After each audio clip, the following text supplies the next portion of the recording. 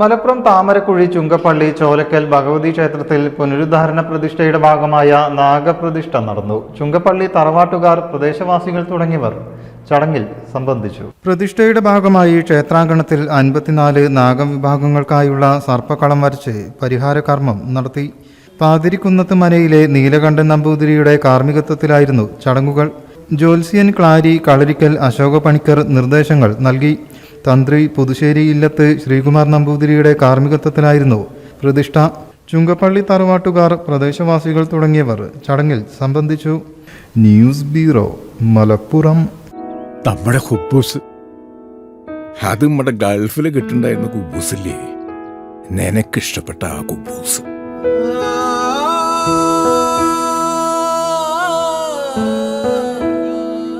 പ്രവാസികൾക്ക് മാത്രല്ല, ഇപ്പൊ നാട്ടിൽ എല്ലാവർക്കും അൽദാൻ കുബൂസ് മാത്രം മതി.